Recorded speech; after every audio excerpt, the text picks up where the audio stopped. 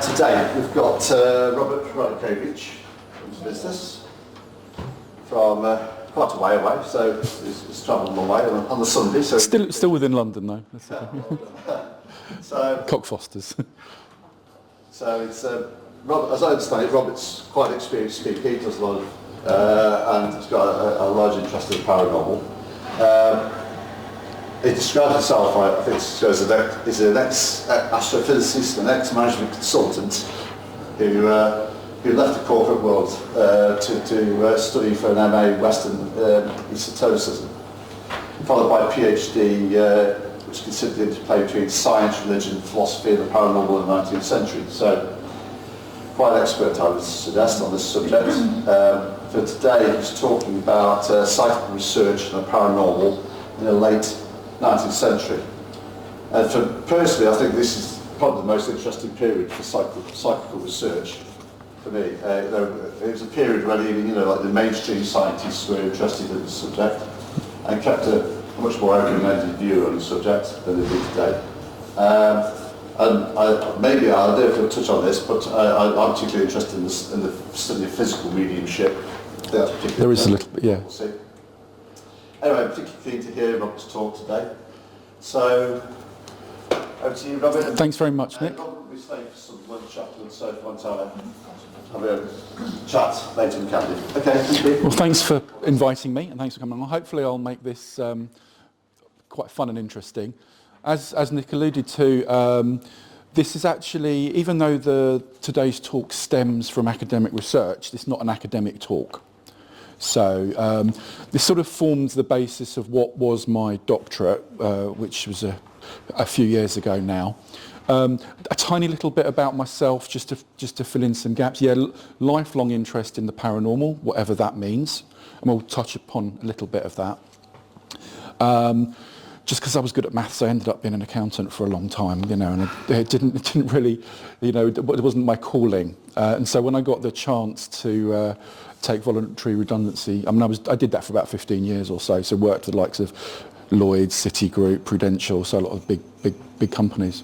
But it was very stressful. So I took the opportunity to take voluntary redundancy and did a master's in something called Western esotericism, which basically looks at the Greek and Egyptian and Roman roots of all the sort of paranormal things we're talking about today, and looking at a bit of Plato and how the things crossed over. So that was interesting. And then that just sparked a sort of an academic sort of fire in me, and I just went straight on to do a PhD, but somewhere else, unfortunately, because the old professor died. So what we're going to see today is just hopefully give you a flavour, as Nick says, of probably the most fertile period of psychical and paranormal research in the 19th century. The theories that come out of that we're still sort of debating today and are really similar today, which is what makes things quite interesting. I have got some slides, but I'll just run through them. I'm not expecting anyone to read anything, so I will run through some things. And as I said, a lot of the pictures, all the men in the 19th century looked very similar with their beards, and you couldn't tell whether they were 25 or 45. But they're there for completeness. Again, happy to take any questions later, or even if after the event people want to find out more about certain things, please let me know. This is a really sort of condensed as I can be. So I suppose the first thing is we're banding around this term paranormal. And I think, well, what does that really mean? And so what I always do is try and set what when I say paranormal today, what that means for today. It's a very used and abused word. So just really quickly, technically it means beyond normal. That's the actual literal meaning. A lot of people say, it's beyond normal experience or scientific explanation. But that then presupposes we understand human consciousness and the entirety of science, which I don't think we do as an ex-physicist. So I said slightly more nuanced today, and also I sort of use this generally. Think of the paranormal as beyond normal understanding. So it's not unnatural, and there's an old cliche, or it's just something that science can't explain yet. And while that might be true, it doesn't belie the fact that this phenomenon can be very unusual. So hopefully that makes sense. Why the Late Victorian Society? So a lot of the society, so again, I'm a council member of the Ghost Club, which was formed in 1862, and I've been doing that for 6 years now, nearly 6 years. It was reformed in 1882 at the same time as the Society for Psychical Research. I'm also a member of ASAP, which is much more recent, since the 70s, which is the Association for the Scientific Study of Anomalous Phenomena. And also I'm on the editorial board of the UK Paranormal Society, which is actually, given what you guys are interested in, it looks very much at the protection of heritage sites and the ethics around investigations and going on to sort of, listed properties and things. And there's a lot of unethical practices that go on. So if anyone's interested, we've got some information. Why 1860s? Why 1880s? Why were all these societies formed? Well, a number of reasons. Not just one. A lot was happening in science, religion, and wider culture. So these are the big monoliths of thinking. You could also add in there philosophy. So I said it was a period where you're starting to, a lot of currents like rationalism and enlightenment was starting to form. Science was starting to focus on physical, and the religion, actually, the mainstream religion, was becoming sort of quite more doctrinal and a little bit more limited. So what you found was that people started to get an idea of seeing spiritualist phenomena, which but reinvigorated in New York, in a town called Hydesville, with the Fox sisters. So regardless of whether people were scientists or clergy or just a man in the street, people were interested in life after death. What made people tick? Why is humanity here? What relationship do we have with everything? And things were moving on at such a pace that actually what became more allowable was that people were asking questions from all different directions of all of the existing, big monolithic intellectual domains like religion and science. So just put at the end, there was a backlash against both science and religion. Religion was seen as overly dogmatic, trying to rule your life, basically, with its rules. But science also, even though it was progressing, it was becoming very reductionist. If it didn't fit this physical paradigm, it was like, then it must be rubbish. So a lot of the mainstream scientists didn't think about anything religious or spiritual. But what you did have at that time, especially centred around the Society for Psychical Research, you had a lot of, I'd call them the elite of society. They had time, they had money, they were very well educated. And they'd like to think about these big questions. And they were thinking, well, I'm not dismissing science, but it's not enough. I'm not dismissing religion, but it's not enough. I'm not dismissing philosophy, but it's not enough. So nothing on its own actually answered the big questions that they had. So as a lot of them were interested in ghost stories and life after death, and the investigations into those started to show them other phenomena like telepathy and clairvoyance and clairaudience and things. They realised actually by having a sort of a combination of these things that it helped to answer some questions. So we'll look at more at some of the detail later, but it was, again, not dismissing anything except on its own. They found that everything was inadequate. And actually what became paranormal research and psychical research was not a standalone thing. It was a combination of a lot of other things. So I've already spoken about the Ghost Club. I've got a badge on my thing. We say we formed in 1862, but even in the research I've done in the last couple of weeks, the first sort of ghost society that had members that were in the original Ghost Club were at Trinity College, Cambridge in 1847, 1848. So is it a direct linear link? No, I mean, even that, in 1862, which we claim as our start point, they were so secretive that there's not a lot of documentation there. There they moved to London? They did move to London because of the likes of... Operating in Trinity College. Yeah, and what you find is the original 4 members, one of them became Archbishop of Canterbury, one became Bishop of Durham, one became Bishop of Lincoln, and the other one was a reverend who became a journalist. So a lot of the original sort of ghost hunting actually formed from clergy. And yes, it has to be said at that time as well, if you were in a university, you pretty much had to take holy orders if you wanted to continue working. It wasn't until about 1870 that changed, or thereabouts. But not everyone took up holy orders, but these were very eminent and subsequently sort of prominent members of the mainstream Christianity. And as Nick alluded to, not only the scientists, but a lot of the theists, as we might call the clergy, were really interested in things. They were starting to have broader ideas. And then the two of the outside of the first 4 members, one of the 2 next members was Henry Sidgwick, who we'll come on to a little bit, who was the first president of the SPR. So there's a link there, not only in terms of the Ghost Club and the SPR, and there was a lot of crossover. We've got details, luckily because as I'm on the council of the Ghost Club, I've got details of membership from 1882 to the 1930s. A lot of barons and dukes and princes from all over Europe, of clergy, bishops, archbishops. Arthur Balfour was Prime Minister. He was also president of the SPR and Ghost Club. So this was the elite of society, if you like. Not better or worse, but they just had that time and money and inclination. Mostly men? Mostly men, certainly within the early Ghost Club.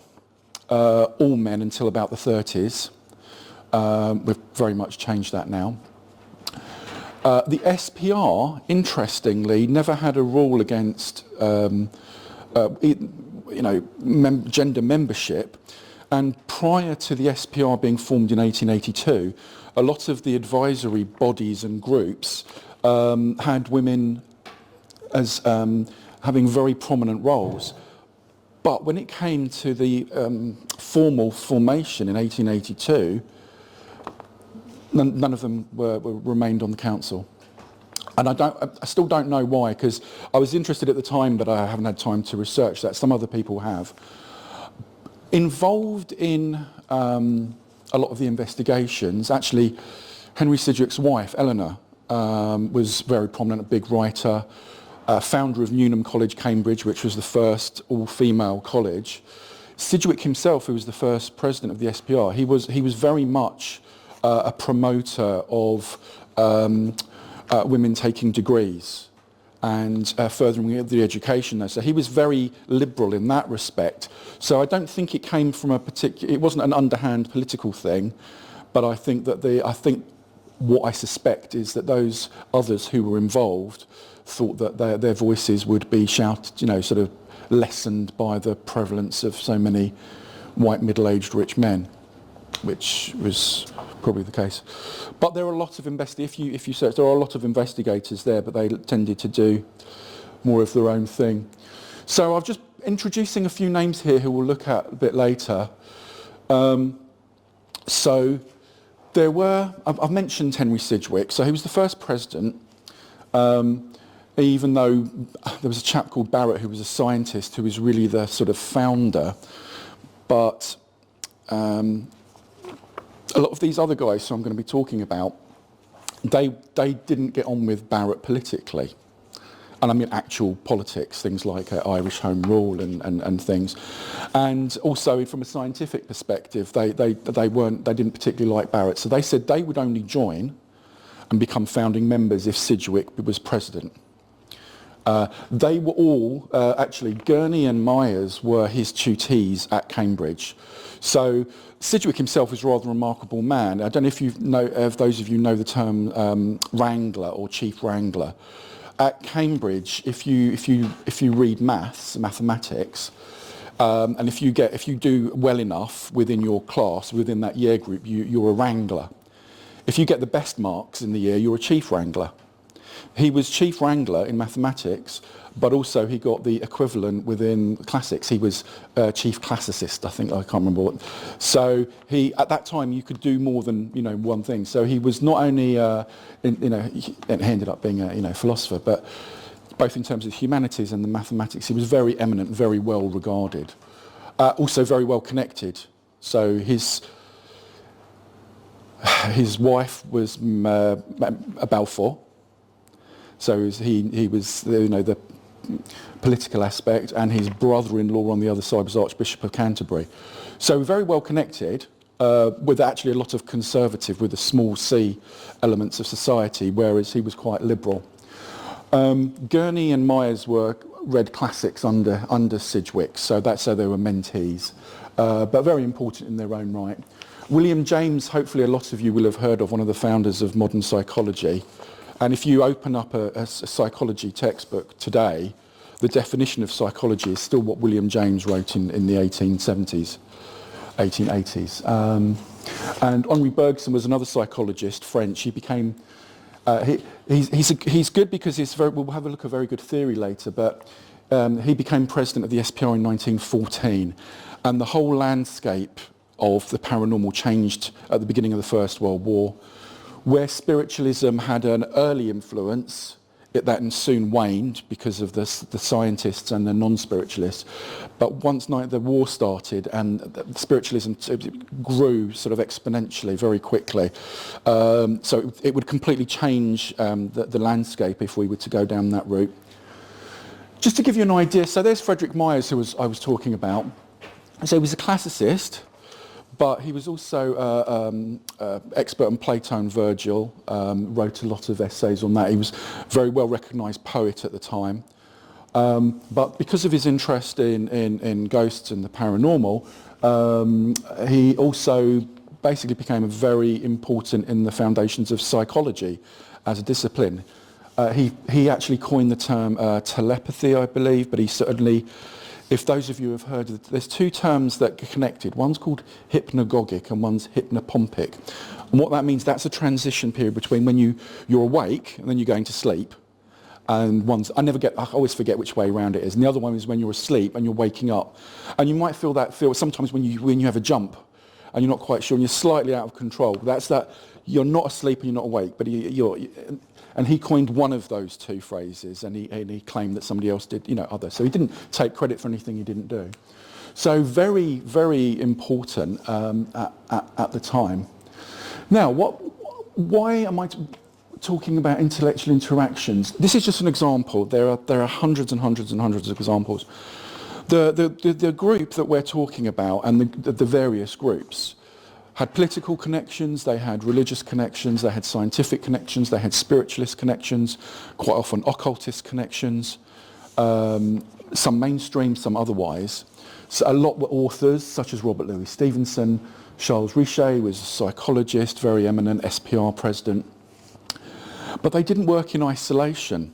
And just to give you an idea of some of the interaction, I've been lucky enough to hold these in my hand. I took these photos. So these are letters from Robert Louis Stevenson to Frederic Myers. And it's following a letter that Frederic Myers wrote to Robert Louis Stevenson. When he heard he was writing Jekyll and Hyde, by then he offered some psychological advice. And he said, I hear what you're doing. They were friends, and Stevenson had already said, I love your work on Virgil and Plato and stuff. So they were very well acquainted. And so Myers felt confident enough to offer psychological advice on the characters within Jekyll and Hyde. The first letter basically says, I'm sorry it's gone to the publishers, but thank you very much. By the way, I love the last piece on Virgil. But within a month, this second letter says, actually, I've had some rewrites to do, so I can incorporate a lot of your ideas, thank you very much. By the way, sorry I don't write so much, but I quite often have one of my periods of idiocy. For those of you who don't know the story behind Stevenson, he would be on some sort of neurotypical scale, atypical scale now. He had a lot of mental issues. He would hypnotise himself to go to sleep. He said he spoke to little people who helped him write his stories. But he realised that he was, you know, he had some of these issues. But I love the phrase in one of my periods of idiocy. So, and I can't remember. It's very scrawly there, but it's there. So to give you an idea of some of the interactions that were taking place, not only between these two, but across the board, you know, it was quite strong. And again, this is a letter from Richet to Myers. It's in French. It's basically saying, you know, really nice to meet you. Let's do some work together. He was a professional psychologist, but also interested in paranormal. Whereas Myers, I suppose, wasn't a professional psychologist. But the respect there across the domains is probably something that you wouldn't have so much now. Okay, so we looked at the background, a lot of intellectualizing going on. What was also happening, especially in this country with Christianity, for various reasons, the impact of mainstream religion was being diluted. It wasn't a gradual linear thing. There were lots of things going on. Just a general increase in secular thinking. Some in the past, probably 30 or 40 years ago, if you were reading about this, the term crisis of faith would have been used a lot. But that's rather been discounted by me. And when I wrote my thesis, I said, no, that's not true. It might be for the odd individual, but not en masse. It was much more nuanced than that.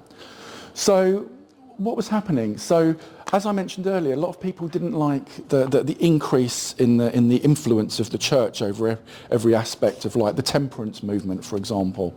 So people were sort of railing against that. Our protagonists, like Sidgwick, Myers and Gurney, I mean, Sidgwick and Myers, apart from being very wealthy, their fathers were both clergy. So they were mired in mainstream Christianity. They didn't reject Christianity. They rejected Christian orthodoxy.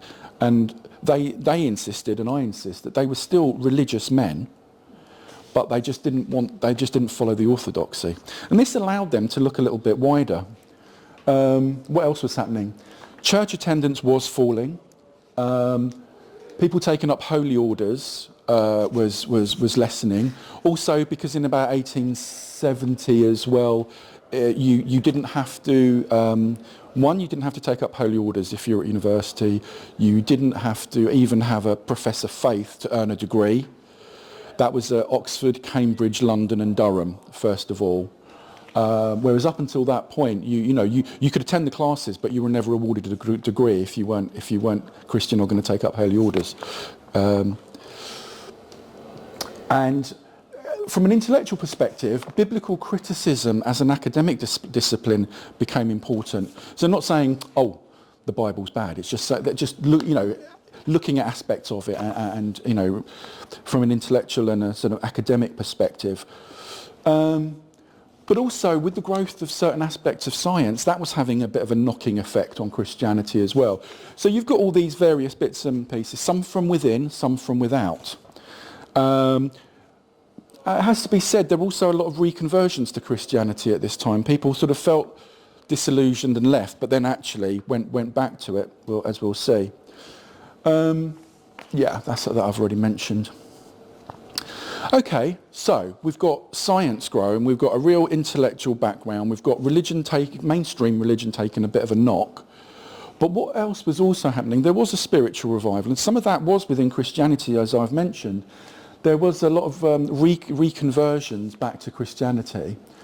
But what was also happening, we had things like neo-Christianity, so people were taking the ideas, but completely, left field thinking.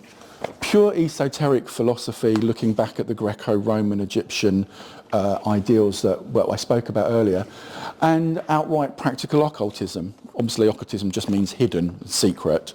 So let's have a look at some quick examples of some of those, maybe the most important examples of each. Spiritualism we've mentioned. So at the beginning of the SPR, spiritualism was very important. And if you look at its original tenets, one of them was all looking at physical mediumship that Nick was talking about. And it was hugely important. However, a lot of the non-spiritualists within the SPR and other groups that didn't last nearly as long, obviously the SPR is still going, started to find this physical mediumship quite vulgar. And there are a lot of things that went on. It was prevalent. There was a lot of fraud that was prevalent. There were very few people who weren't accused of fraud. I can go, if I've got time, I can go on to some of those later.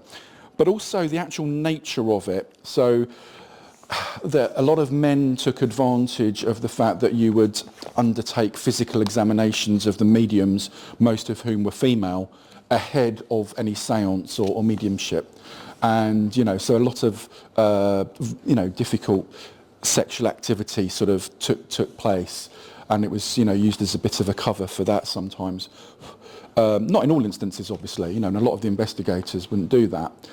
But it was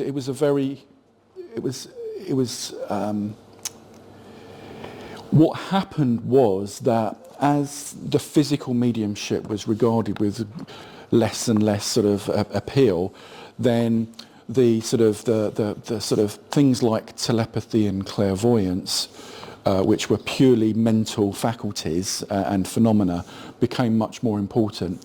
It's a shame in some ways because really what these guys, perhaps wanted to do was look at both. But what even, as we're seeing with a lot of things today, the opinions became quite binary quite quickly. So they moved away from the physical. Not completely, because you would still have exponents of it. In terms of the esoteric philosophy, probably the most important example is the Theosophical Society, which is still going today. I'm not a member, but a lot of my friends are, bizarrely, and people I studied with. But we'll see a picture of Blavatsky later, but it was sort of co-founded by this very interesting sort of a Russian princess mystic. She was part of, called Helena Petrovna Blavatsky.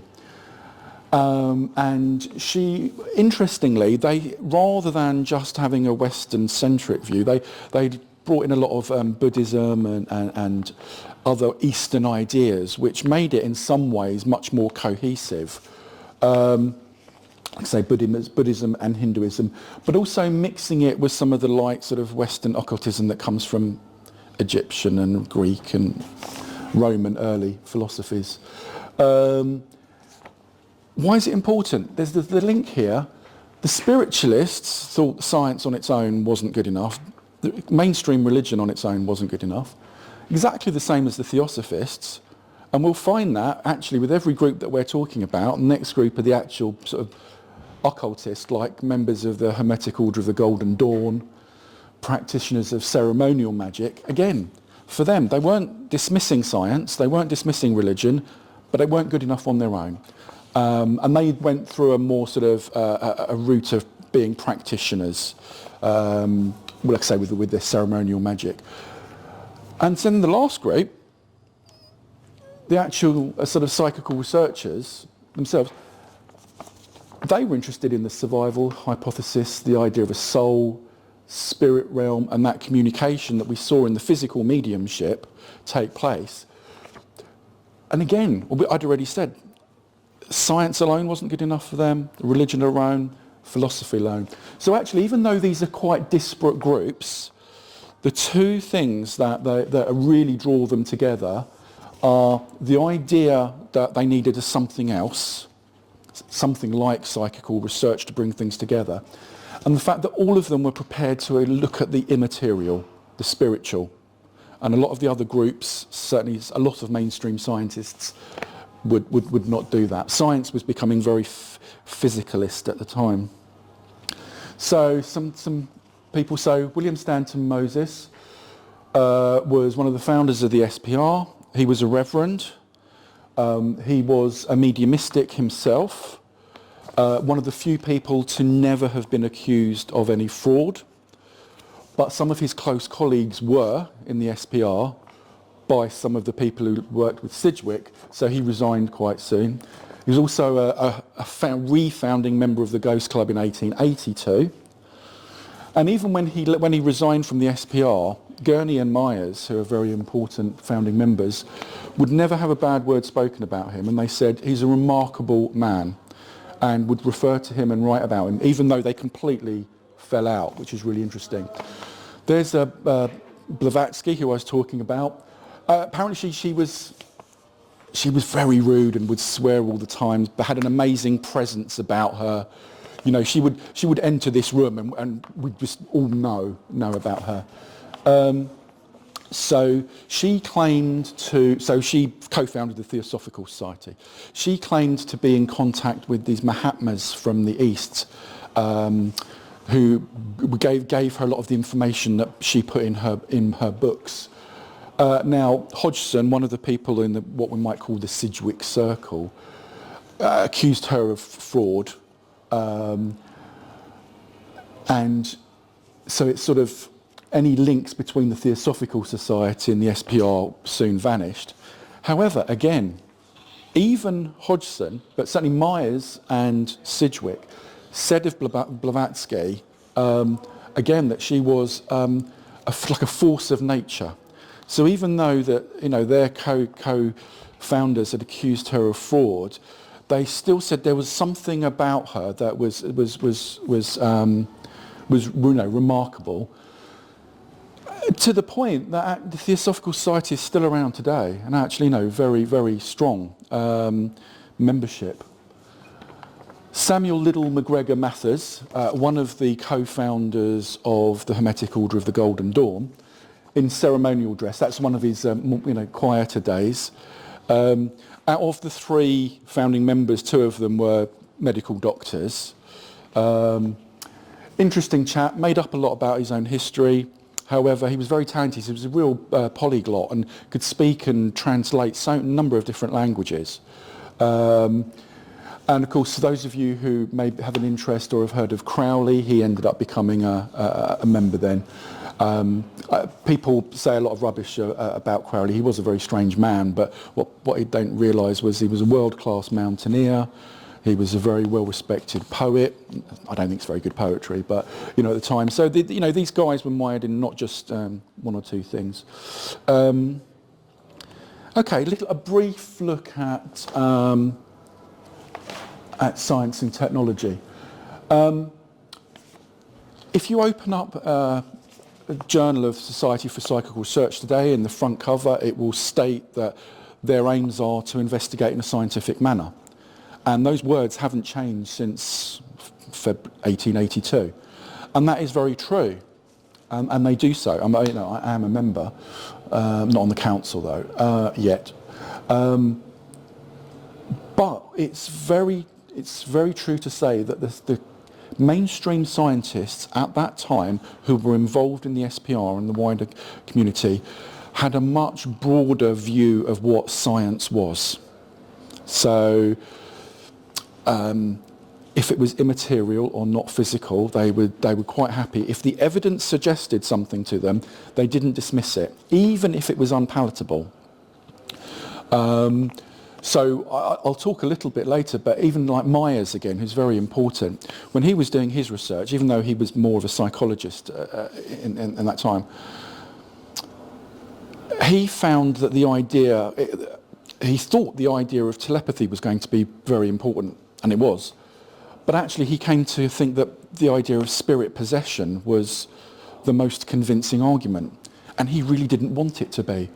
But that's what the evidence was telling him, so he still stated it. So just to give you an idea of, no evidence was incorrect, even if what it suggested was unpalatable. So to me, that sounds quite a good way of looking at things, potentially. As long as you're not all accepting and, of everything. It's got to be evidence-based. And Myers and Gurney, they travelled themselves to near, fatigue, travelling around the country, investigating cases and things. So they weren't just, bookworms sitting there. They travelled the country. Okay, so a little bit about what was happening with science at the time. It was, where it had been a bit of a hodgepodge, it was becoming more specialised, more normalised. You had inductive and deductive reasoning was becoming formed and formulated so that somebody else could come along and investigate data in the same way, paranormal or otherwise. So that was really interesting. So what you'll find is, not only for the SPR, but for Myers and Gurney, they will always talk about science and the process in a very very correct way, I think is the best way of saying it. What was happening? Obviously, Darwin's theory of evolution and the associated theories with it that he got help from Alfred Russel Wallace with. It not only it wasn't a standalone theory. It obviously impacted a lot of religious thinking because it challenged specifically certain things that were written in the Bible. And also other disciplines such as, I think, geology, anthropology were attacking things like the age of the Earth, which at that time was still considered to be something like 6,000 years old. So what was happening was there was a lot of things that were on their own becoming more important, but they were also having I suppose, a detrimental effect, in terms of some of the religious thinking. Interestingly, though, a lot of you will have heard the idea of ether physics. I mean, it didn't last very long, but it was this idea that there was a sort of almost undetectable sort of fluid permeating the whole of the universe, that if you manipulated it, explained a lot of physical phenomena. But interestingly, it had, if you look in the detail of it, it has a lot of similarities to early mesmerism and hypnotism. But also, from a philosophical perspective, it suggested a sort of interconnectedness and a universality across the universe. And what we'll see when we come onto the theories quite soon is that actually this interconnectedness and universality is really important. Some technical terms here, but what it means is that psychical researchers, what they espoused was what I call monistic thinking. So those of you who are aware of the mind-body duality that Descartes spoke about, the separation of the physical brain and the human mind, for almost to a man and woman, and women like Eleanor Sidgwick, they were the complete opposite. There was no separation between mind and body. You might have been at different stages of existence, but there was an underlying interconnectedness that allowed for not only normal phenomena, but paranormal phenomena. So that was interesting. Other things that were going on at the time were, I think it's in the next bit, you've got a lot of telegraphy. Wireless telegraphy was becoming important. Radio. The likes of Oliver Lodge, who was a founding member of the SPR, basically invented radio with Marconi, although really he did the tuning device, but still.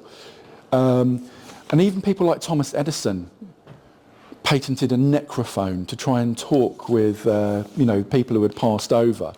There was nothing in it, literally nothing in it, but it was there were other guys, and they would look like sort of typewriters with bizarre aerials and things, but they were not only using the technology of the time, they were using the terminology and actually calling it a spiritual telegraph.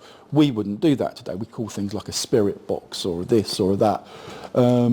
So there was a lot of stuff. So in the science and technology, it was becoming more physicalist and stronger, but also actually there were a lot of aspects to it that had, I suppose, more the processes behind science rather than specific examples of technology. Okay, so the last sort of backgroundy bit, we've spoken a lot about psychology and consciousness, and even to this day, what you'll find is in the SPR, the vast majority of the people there are psychologists, or to one extent or another, quite a few physicists, and then you get some lay. Well, I don't mean lay people in a derogatory way, but people who haven't had a formal education in one of those areas.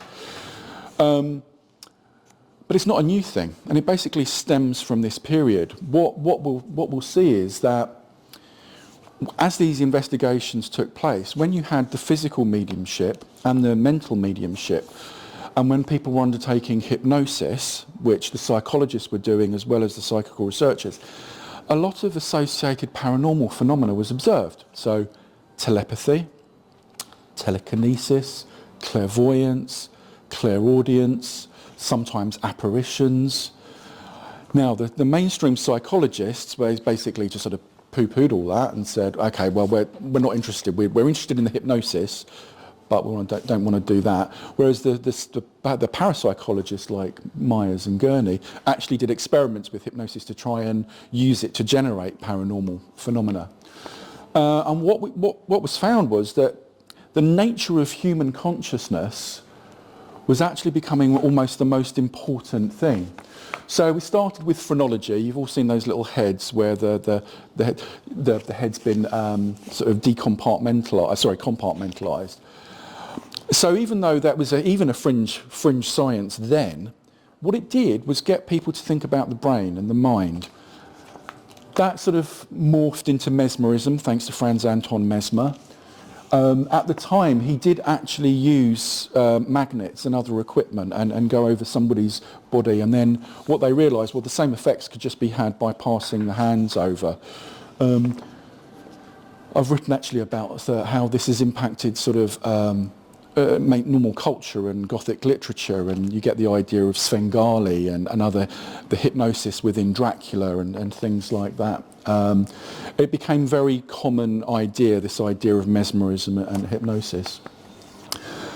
Also used, what we find here is, of course, you get this idea of altered states of consciousness, whether they be trance states or sometimes mediumship states that have not induced. And they say they were utilised by various groups. So it started to become very important to understand whether, and I've already spoken about some of this, whether what people were seeing from a psychological and consciousness perspective, was it normal, was it abnormal, or was it paranormal? So a lot of the psychologists would just say, we're seeing these things happening, you're ill, we're going to section you. Whereas the parapsychologists were sort of saying, well, no, actually, what this suggests is that in this altered state of consciousness, it's allowing things to manifest that were filtered out somehow before. You know, our brains now, we're constantly filtering out a lot of extraneous stuff. Otherwise, we'd be worrying about the minutest of details just to, you know, be able to step. You know, if you had to think about walking down the stairs, you would fall over. So it just becomes natural. So they started to think, actually, it's these altered states of consciousness which are very important. I spoke about the, from a philosophical perspective, the mind-body duality, but if anyone's interested, the parapsychological perspective rather validates Spinoza's double aspect theory, and what that really is the physical aspect is valid, but it's not everything. The spiritual aspect is valid, but it's not everything. They're both part of something else, and so there's one truth. That's this monist no delineation. So it's very interesting, and he was sort of 17th century Jewish philosopher, and it's now, I'm hearing more about his name again over and over now than even 20 years ago, because there's a lot of these theories are recoalescing, they're becoming more important. And just as a point of interest, we've spoken about William James, but a lot of the early professional psychologists, so James and Janet were two of the three founding fathers of psychology, and Charcot, Bernheim and Richet all were either presidents of the SPR or very, very prominent within it. So as I've said, the key question for them was whether the observed phenomena and hidden faculties were pathological or paranormal. I said, you know, like normal or otherwise. I suppose an argument to say it could be both. You could have a pathology that allowed for the phenomena. So, but they didn't know at the time. So, bit of a recap. So what's happening? Science is growing. It's knocking religion. Religion's doing a good job of knocking itself. A lot of the people who have got the time and the money and the resources to study this stuff think, you know what, we really need to go down a parapsychological, paranormal route, bring everything together. And by the way, it looks as though the human mind, not necessarily the brain, but the human mind is really important. And if we can somehow either trick it through hypnotism or some other inducement, or even drugs or alcohol, or sometimes times of stress or fatigue, to get into a different state of consciousness, it sort of lowers the barriers a bit, and these other phenomena and faculties seem to emerge. So they weren't saying this is proof, they're just saying when the state of consciousness changes, we're seeing weird stuff, which is really interesting. So there's not long to go now. So I just wanted to sort of try and coalesce some of that into, I suppose, there are really three theories, but I'm going to present the ideas of four people. To give you an idea of how much overlap there is and how interesting the similarities are. First of all is Edmund Gurney. I think he died in his early 30s from an overdose. Some say that it was self-induced. Others say that it was an accidental because he had some medical conditions. Interestingly, you could probably regard Gurney as the first professional paranormal researcher. He had time, he had money, unfortunately a very short life. He studied medicine, law, music, did very well and all published in all of those. But he had some mental difficulties that meant he didn't pursue any of those as a full career, but was again one of Sidgwick's mentees. So in the first real sort of seminal book that the SPR published, it was written by Gurney, but also with help from Myers and somebody else. And again, it provides this physiological and evidential perspective. So it's basically saying, look, we've gone round, we've studied these people, we've got these cases, we're speaking firsthand to people who have seen things, experienced things, and we're putting all this together in one book. Actually, it was 2 volumes. You can get it in 1 volume now. We're going to use our scientific methodology, which is broader than the mainstream, so that we're not discounting anything because we don't like it. They tried using some statistics. It's not very good statistics, but they tried. It gave them an idea. It was a stake in the ground, but it was at the time where I can't remember the guy's name, but statistics were becoming formalised for the first time. Key thing was that telepathic communication, so the telepathy between what they called an agent and a percipient. So that's somebody observing and somebody either transmitting or dying. So it might be, I'm seeing my uncle, but he's fighting in India. Why am I seeing him? Find out 2 days later that they died at that time, for example. Or it's not always death. It could be, a severe stress on somebody. Somebody's going through a trauma, and then they can still be like a living apparition, effectively. During mediumistic seances, they would see a lot of, actually telepathy amongst the groups who were sat there as well. And again, he's proposing that the idea of telepathy, so really communication, action at a distance, was intrinsic to the universe. So this idea of interconnectedness again.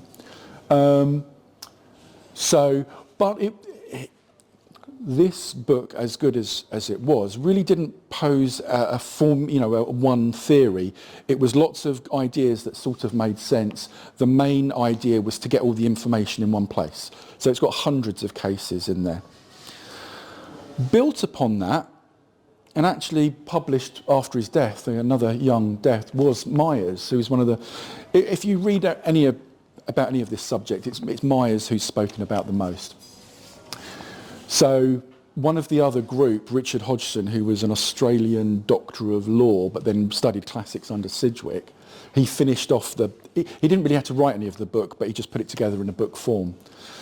So this time Myers is much, rather than physiological, he's much more psychological, that I was talking about, but also evolutionary. So he liked this idea that humanity was on an evolutionary path where we couldn't have telepathy 500 years ago, but in 500 years' time we're all going to be, doing things. So he saw it as evolutionary.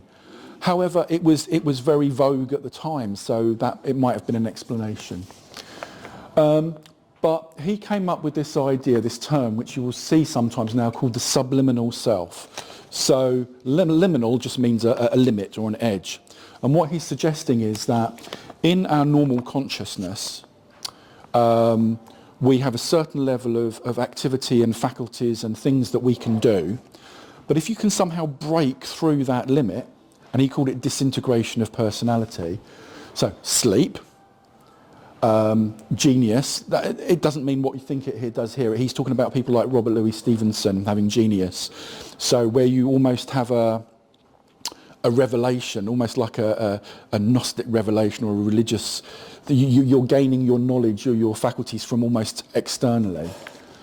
Trance states, so like hypnotism and the like, drug-induced as well, alcohol.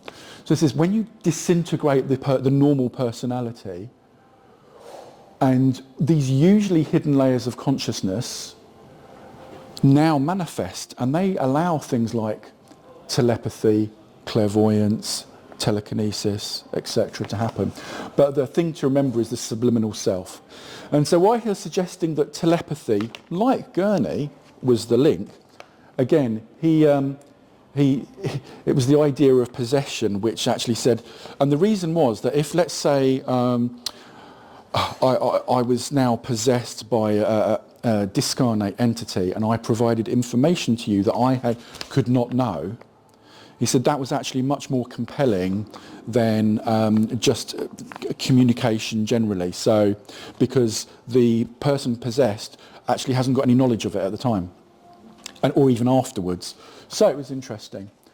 But again, the idea of a spiritual realm, and therefore the idea of a soul, all connected. The back end of the book gets a bit random, and he doesn't coalesce the theories very well. He's much better about talking about the telepathy and the clairvoyance and the like and the possession. But then I think it sparked so much in him that he wanted to put it down, but he didn't formulate it particularly well. It's a bit speculative, but it's still very important. The 2 volumes are such like, again, there's a lot of cases in there. So it's not just, these are my ramblings and my thinkings. This is based on this case, that case, these cases, etc. So the last 2 theories. Again, William James, again, he loved Myers' work. James actually formed the American SPR as well, but they were strong links.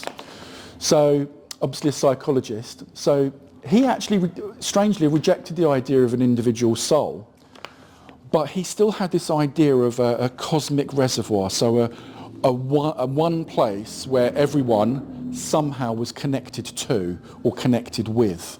So actually the differences are actually quite small when you look into the detail.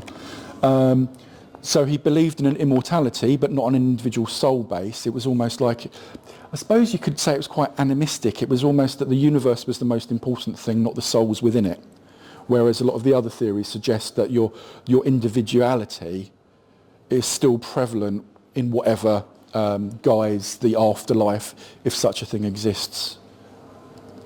And then lastly, Henri Bergson, who I briefly spoke about, this is he called it a filter theory, and it was a really, really similar theory to the subliminal theory that Myers had. And again, it was this idea that it was we're living in a mundane intellectual equilibrium, so we're just doing our thing until something happens, until something disrupts it. Well, that's very, very similar to Myers saying the disintegration of personality, but he called it a filter. And again, it enabled these higher mental faculties, always telepathy, it's this communication idea, the interconnectedness, but also for him suggestive of some form of immaterial realm. So this spiritual realm where, if you look at physical mediumship and the mental mediumship, when somebody's taking part in a séance, they're connecting supposedly with spiritual entities. Well, where are they? There's got to be some realm where they exist. If they exist, they have to be somewhere. And the fact that you can communicate with them is potentially corroborative. So, just to bring it all together, I'm not going to read all of this. These are the guys I'm talking about. So William Barrett, mainstream scientist, as was Oliver Lodge. He really founded the SPR but wasn't allowed to because they wanted Sidgwick. Oliver Lodge, again, one of the inventors of radio, became a staunch spiritualist actually because he lost his son in the First World War and outlived most of these other people. Sidgwick, but he's about 40 there. I think he's maybe 42 or something. So, but obviously very important. Richard Hodgson, who I spoke about, who is, it wasn't so relevant today, but he was the person within the SPR who basically went around saying, you're a fraud, you're a fraud, you're a fraud. He did all the investigations. And Blavatsky, he was very good at it. I mean, he had a legal background. Podmore, who was a contemporary of Gurney and Myers, he did a lot of the legwork. He was more of a skeptic, but then if you read, and he lived quite a long time, and if you read his later works, it starts to say what Myers and Gurney did eventually.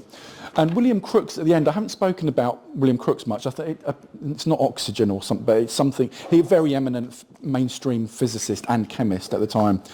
But interestingly, he was a member of the Ghost Club, the SPR, the Theosophical Society, and the Hermetic Order of the Golden Dawn, and probably had an affair with one of the Fox sisters from the original spiritualist group, and she was much younger than him.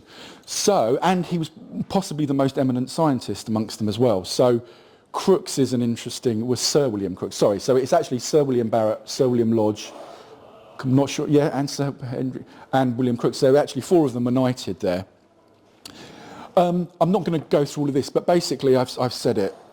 The idea that the immaterial is allowable, take no evidence on just face value, but don't dismiss anything.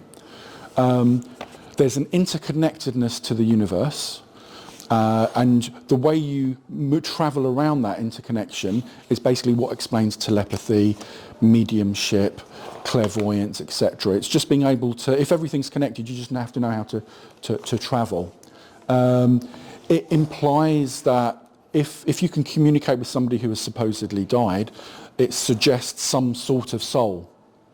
And therefore, it also suggests that some sort of spiritual realm exists. Again, there's no proof for it. They're just saying these are what the things suggest. Now, if you read, and I've read a lot of them, pretty much every book on this between about 1850 and about 1914, all of them will mention the things I've just said, all these similar things. They might have slightly differences and they might not include all of them.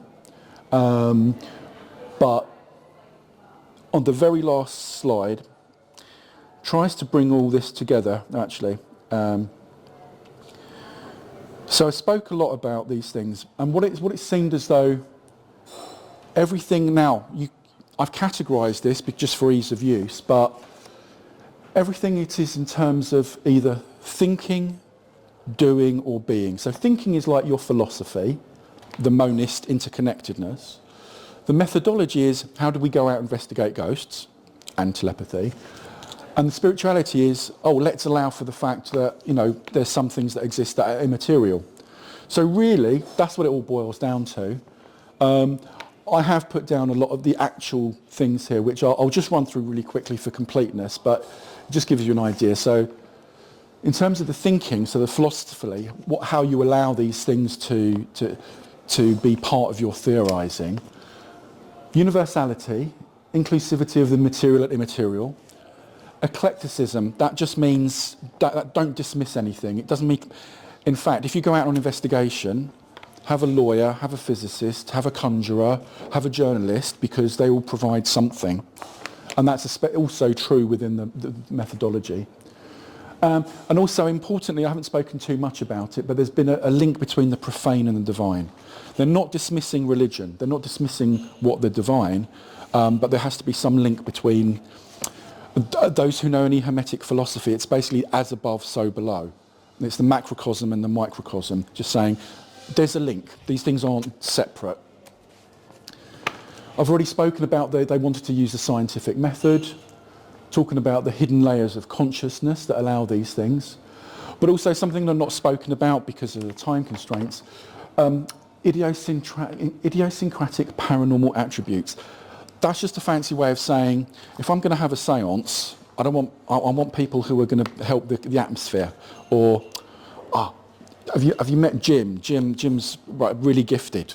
Yeah, when he's around, things happen. So it's basically, almost a non-scientific aspect to say, we want to make sure the atmosphere is correct, the right people are there, the right attitudes are there. And it's important, and I've put it as extrinsic, so not everyone mentions it, but it's really important. And the converse is always true. Don't have Barry, because when Barry's there, nothing happens. Yeah. So, but it was being appreciative of things that weren't strictly scientific. But you'll hear terms, it's like, oh, so-and-so, he's really sensitive to these things. That's the sort of area. And then the being, again, it's the possibility of there being a spiritual realm, the fact that we survive after physical death, a soul, and that you can communicate between these souls and realms. And again, these higher laws and faculties which allow for the telepathy, the clairvoyance, the telekinesis, precognition in some cases. And I put it all on the table, but it's exactly the same words. It's exactly the same thing, but just to break it down. So, I always finish, I'm not saying that this is what the paranormal is or what paranormal research was. It's just a way of showing what the paranormal researchers, the first paranormal researchers were thinking about. And if you showed them this, they'd go, oh yeah, I was thinking about this, I was thinking about that. So in itself, it's not a theory, it's just a way of showing what hundreds and hundreds of psychical researchers were thinking about. And that's the end. Hopefully that wasn't too crazy. No, thank you very much. I really enjoyed that. Yes, thank you. Thank you. It helped me a lot because there's an author called, I think it's Gary Lachman. Yes. Yeah. Founding member of Blondie. Yeah. Yeah. And he's written individual monographs on these people, and you've managed to tie it all together for me a lot better. Yeah. He's very good. He's very good, Gary. Very good, isn't he? Yeah. Because he's not formally educated in that, but he's been doing it for 30, 40 years. Yeah. So. Have you ever heard him talk? Has he? I had him booked to speak at the Ghost Club, but then COVID happened, and I haven't managed to get him back again. Yeah. I'm as interested in the fact that he's a founding member of Blondie as well, but it's quite interesting because I was thinking, so at the turn of the century, the 20th century, there's this much more holistic view of things.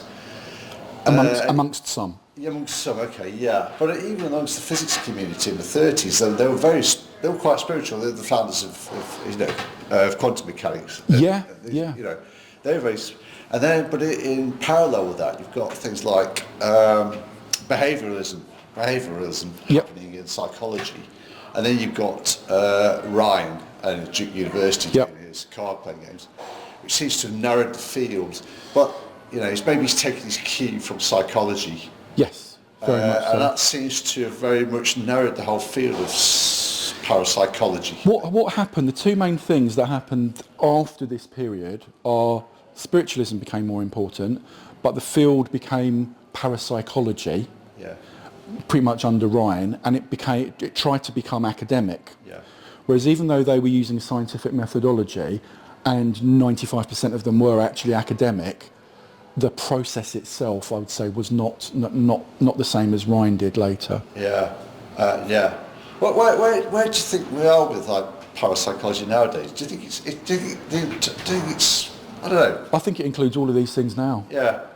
It's very much psychology driven. Yeah. But what I'm finding is, as an ex-physicist, and I still keep up with as much as I can, especially quantum physics and non-linear dynamics and things. Yeah. It's the cutting edge physics is having to look at the immaterial to a greater and greater extent with greater frequency, whereas I don't think it wanted to. but the what it's finding in from evidence is that the way we regard material as like the physical world and the universe is not quite according to the standard model, and so they're having to just even think about the immaterial realm to a greater extent. So I think that where this is just again a stake in the ground, and it's what they were thinking. It's not what the paranormal is or what the universe is. I'm seeing things come together much more now. So you get more and more biologists talking to physicists, talking to philosophers. Yeah. And whereas 20 years ago that wasn't happening. Yeah. So actually we're coming to a point, and there's a group of psychologists in Northampton. It's the anomalous psychology group. The Professor Christopher Rowe and Dr. Cal Cooper, who are all ingrained within the SPR. And so while it's still very psychology driven, I think there's more and more of an overlap with other areas. When science became more specialised, just through necessity, you just didn't have time to learn all the new stuff. It rather did, things became sort of very discrete and distinct, and to everyone's detriment, I think. And now a lot of that's coming together. So I'm lucky because my postgraduate stuff is in humanities, but I've got a science background, so yeah. I can sort of understand a little bit of both, and it does help. Yeah, sure. But it's also true as Richard Noakes is another. He's at Exeter, right. So he went to Trinity. He did natural sciences at Trinity, but he specialised in history in his last year. So now he's a historian of science. I think he's a professor or assistant professor. But I cited him a lot in the science and technology piece. He's very good. So, but again, he's got that mix of a science and a humanities background, which I think is one that's not ideal, but it helps in when you're looking at things that cross the material and the immaterial. To only understand one or other can be difficult. Yeah, sure. Yeah, I understand that. So has everybody got any questions? Yes. Okay. There were late 19th century. There were all these impressive figures who were scientists or academics, and were able both to pursue that and inquiries into the immaterial and the parapsychological. And as far as I know, they didn't suffer adverse consequences. Not then, no. Whereas in our days, the position seems to have been that if a scientist of any kind wants to interest himself in what is unorthodox or will offend rationalist thinking, he tends to think, well, I'll have to postpone this till after I've retired, and then perhaps I can pursue it. So it may have got a bit better recently, but there seems to be something that happened between then and now, which has caused rationalism to become, more deeply entrenched and more unwilling to have any other explanation. But I don't know what that might be. Yeah, I think part of it is the continued specialisation of especially the physical sciences. So I did physics and astrophysics, and because I wanted to do the astrophysics part, but there were so many specialisms that I couldn't fathom doing at the same time because of each of the branches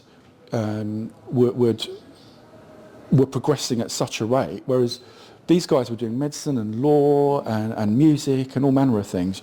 You can't do that now. So I think the specialisation meant that people became more entrenched in their own camps. So if you're in a physicalist, rationalist camp, there's no reason to come out of that. I think that's one reason. I think also when the changes in tenureship in universities happened, so that actually you weren't set up for life, and you couldn't really rock the boat effectively. You're right, things are changing a bit now, more in the humanities than in the sciences. So with the likes of Favre and Hanegraaff in the 1990s and early 2000s, they sort of formed this idea of Western esotericism, which is what my master's was in actually. So this was looking at all the roots, the Plato and the likes, and all the Greek and Egyptian and Roman roots of magic and occultism and paranormal. So now, 20 years later, that's absolutely fine, and that's not taboo anymore. But it has been in my lifetime. So from a humanities perspective, it's much more ingrained now. You've got, unfortunately, at Exeter, Nicholas Goodrick Clarke died, but you've still got the Kessler Institute in Edinburgh. You've got Favre was at the Sorbonne. You've got Hanegraaff in Amsterdam, and you've got Bogdan in Sweden, and who have all got little centres, doing a lot of great work in esotericism. What that meant is, from my perspective, because I'm also interested in the science side of it, is that where I've said the science is now, physics especially, but also chemistry, is having to just look at things that are potentially immaterial and potentially very unpalatable for them, they at least have a humanities bedrock, going back thousands of years now, that suggests that the ideas are valid. Not proof of anything, but just that these ideas have a validity that you can say, okay, so hold on, they're talking about this, and I'm seeing this in the Large Hadron Collider. There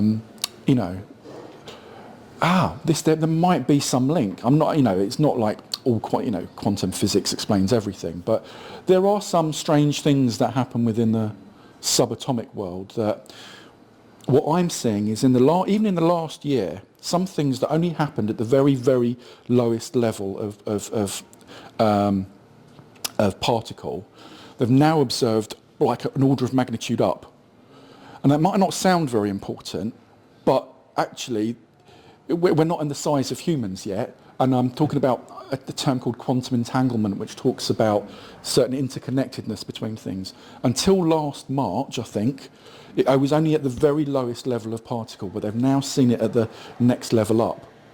And I think that things like that are really important because the idea of the entanglement suggests an action at a distance transfer of information instantaneously.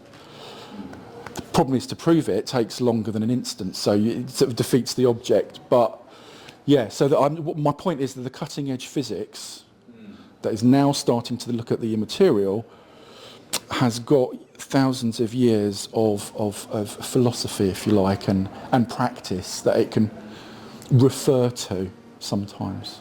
Does that answer? Yeah. Quantum entanglement, the idea that it's somehow connected with phenomena like telepathy is now quite an old idea. Yeah, being produced, for example, in 1980 there was a television series called Mind Over Matter. Do you remember this? I'm probably the only person old enough. I remember the series, but I don't remember the particular. The guy who did it, what's his name? Dr. Kit Pedler. And this was his central idea of the whole series, that because quantum entanglement had been discovered, this changed the whole scenario in relation to the paranormal, that previously you would have to say, well, telepathy can't possibly happen, but now it can. Having said that, I'm not aware of anything that's happened since has actually shown a link between the two things. No, and in fact, it's, without being dismissive to that person, it's a very simplistic view of quantum entanglement. I'm not sure anyone truly understands it, but it's much more nuanced, other than just there's a link. So the transfer of information that we see in quantum entanglement is just basically the characteristics of the particle, so the angular momentum or such like. So it's not even at the level of, is an image or a thought or an idea. So I think people are very much moving away from using quantum entanglement to link it to things like telepathy. on that level. But what it might suggest, however, is it might validate an interconnectedness that telepathy uses. There is no transfer of information. This is something called the Einstein-Podolsky-Rosen paradox. Well, you're the scientist. Well, yeah, but something is either linked, that it's referring back to, or it's a transfer at that time. We still actually don't really know. The only thing we know definitively is that there's some sort of link has been at some time existed between these two things that we can observe instantly, but we don't know the process of it. Bizarrely, we can force entanglement on two particles in about 5 or 6 different ways. Sometimes it just happens naturally. They're in a chair next to each other. But other times you can force particles to become entangled and show this link. But that doesn't explain the process. So you're right. Sort of non-local, there it is. Yeah. At the other end of the universe, but it's non-local, so it can happen. Yeah. But yeah, it's interesting. I think it will help to explain the nature of the universe, of which telepathy is something that happens within it, but quantum entanglement doesn't explain telepathy in my view. If that, it's not. That's far too simplistic. But it's important that if we start seeing entanglement at higher and higher levels of physical size, that's interesting. I think there'll be a limit, but thank you. I'm not a scientist at all. So a lot of this is quite heavy for me to That's okay. understand. But I'm a spiritualist, and I go to a spiritualist church, and we talk very much about Emma Hardinge Britting, Yeah. who gave spirit. She was a pioneer. Very much. And gave them their 7 principles. You could almost regard her, as the first parapsychologist, actually, because of the investigations that she did and the way she formulated things. She was absolutely pioneering. Yeah, she was interesting. And the other thing is I've got a book at home, I think it's by Desmond Shaw, given to First World War soldiers about life after death. The First World War soldiers were given. So there was obviously a sort of, thought that these young men were going to their death. Yes. But this, not to worry, because there is a life after death. Yeah, like I say, even though I researched contemporary stuff for this, I stopped there because the spiritualism aspect absolutely exploded. But the likes of Lodge, who I showed you there, he was a mainstream scientist, a proper ghost hunter, parapsychologist, inventor of radio, or part inventor. But then when his son died in the First World War, I think his name was Raymond or something, he wrote a whole book about that, and it didn't change the direction of his life, but he believed more. So where he was not so interested in spiritualism before, it certainly widened his idea after that. And Helen Duncan Smith, who was obviously the famous Scottish medium, Yes. who was coming up with information that was so classified that obviously, how did she gather this information? Yeah. And she was put in prison, wasn't she? She was in prison. She was yeah. Under the Witchcraft Act, I think. Now she was about 1850s, I think she was touring here, 1860, something like She had a lot to do with the College of Psychic Studies. Yeah, that's a great place there. I briefly mentioned earlier the one of the main spiritualists, or he was a medium amongst other things, was Daniel Douglas Hone, who was I think half Scottish, half American. He was one of the very few people. He bucked so many trends because, on one hand, all the phenomena that he exhibited, like levitation, holding coals from a fire, growing himself by 6 to 8 inches, he could also, he could apply that to other people, so he could temporarily give you that skill. And really unusually, he did it all in daylight, whereas most mediums at that time, most physical mediums, insisted on either complete darkness or some sort of cupboard system or curtains or whatever. But I can't remember the exact address, but it would be, if you imagine it here, he levitated out of one window, seen by people on the street, and came in and round the corner and came back in through another window. And it wasn't his house, so he hadn't prepared anything. It was a sort of client's house. Never ever accused of fraud. Never charged, but he did have a lot of lady admirers who meant that he didn't want for anything. But very, very, very little controversy with him. And he was almost, the stuff that he did was almost the most outlandish. Just musical, there'd be like music playing around him. And he'd just walk into a house, but it's not his house. Very interesting guy. Actually, if you go into the SPR library, there's a bust of him there. Yeah, thank you for that. That's what I love about this period. The stories, they're amazing, aren't they? But this levitation was witnessed by about 15 people inside, about 20 people outside. And it also, from what I understand, it went round the corner. It was on the corner of a building. So you could imagine, rigging something up to do it on a one level. But the fact that he had to turn a corner. Wasn't it in London somewhere? It was in London, yeah. Yeah, I can't. Square or something famous. It's something like that. Yeah, it was amazing. And he's, like I say, and the other things he could do. So he would go to somebody's house and there'd be a fire, and he'd pick up a coal from the fire, a red hot coal, and then say, okay, temporarily, you, Mrs. Landowner or Mrs. Houseowner, you can do that, and then she would be able to do that. So whether that was a form of hypnosis, there's a whole horrible mind over matter term, but we don't know. But because he did it in broad daylight, and he allowed examinations and whatever, he was one of the very few that would never had anything. They did try and say, oh, you're getting this money from these old ladies, maybe you're doing something underhand, and it's just that was as close as they got, and he wasn't. He never asked for anything, but so. The British Society of Dowsers is an archive going back to 1933, written accounts by Dowsers, all sorts of stories, letters, comments, theories. But there was one very famous dowser called Dan Wilson, now deceased, but his mother had the ability to pick up hot coals on fire. But he was a very talented psychic person himself.